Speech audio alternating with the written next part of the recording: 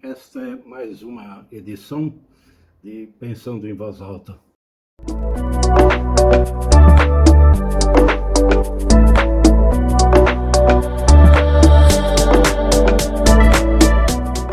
E nesta edição eu queria comentar uma coisa interessante. Este ano nós temos eleições municipais e as capitais dos estados, pelo menos a maioria, sofrem de um problema sério. Nós votamos num prefeito, como a cidade é a capital do estado, é uma boa alavanca para voos mais altos. Esse prefeito eleito logo se desincompatibiliza para sair candidato, né, logo depois a governador ou a presidente. Nós temos eleições no Brasil, eu não se engano não, em anos pares. E, independente de se o prefeito é eleito governador, presidente ou perde eleição, a gente ganha um prefeito que não tinha escolhido e, na maioria das vezes, que não tinha nem prestado atenção. Aqui em São Paulo, tivemos já péssimos vices que viraram prefeitos. A história de prefeitos desastrosos é muito maior do que vices que viraram prefeito e foram razoavelmente bem-sucedidos. E não é muito diferente em várias outras capitais do Brasil. E o que é que isso tem a ver com os assuntos que a gente normalmente trata aqui, não é? A questão é que nós temos nas empresas ainda muito frequente, apesar de tantos consultores avisarem, informarem, dizerem, cursos, treinamentos, né?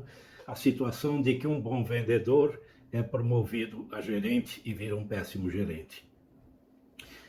E aí o que é que acontece? Porque um bom vendedor dificilmente, eu digo dificilmente, não digo nunca, porque sim, alguns bons vendedores viraram excelentes gerentes, mas raramente isso acontece.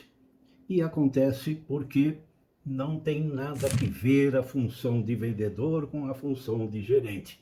O vendedor é aquele que sabe fazer. O gerente precisa saber ensinar a fazer. E saber ensinar é outra coisa completamente diferente. É uma habilidade que nem todos têm. Veja, por exemplo, o caso de tantos técnicos de seleções que tivemos, mesmo aqui no Brasil, que jamais foram jogadores de futebol. Um dos casos mais notórios é o Parreira. Então, pense muito bem, porque, em primeiro lugar, ele precisa ter habilidade para lidar com pessoas em situação de treinamento. Não adianta ele dizer, mas se eu faço, você também tem que fazer. Eu, quando era vendedor, essa é a coisa mais banal e mais estúpida que a gente ouve de alguns gerentes que vieram da atividade de vendas. Eu, quando era vendedor, ninguém está interessado nisso. Gerente é outra história. Gerente é um treinador. Gerente é um inspirador. Então, são dois problemas. Primeiro, se ele tem habilidade para ensinar, treinar e estimular. E segundo, se ele sabe lidar com poder. O vendedor tem um poder muito restrito. O gerente tem um poder muito mais amplo. E lidar com poder é um grande desafio. Eu não lembro o autor da frase, né, que disse: se queres conhecer o verdadeiro caráter de um homem, dele poder. O fato é que ganhar poder é inebriante. Ganhar poder é algo que pode seduzir, fascinar e intoxicar uma pessoa mal preparada ou uma pessoa que não tem maturidade para o exercício do poder. Porque o poder que é dado a um gerente é exclusivamente para que ele cumpra a sua missão de inspirador, de preparador, de treinador. Esse é o verdadeiro poder. E isso é uma coisa um pouco mais complexa. Então, pense muito bem, antes de promover um vendedor a gerente.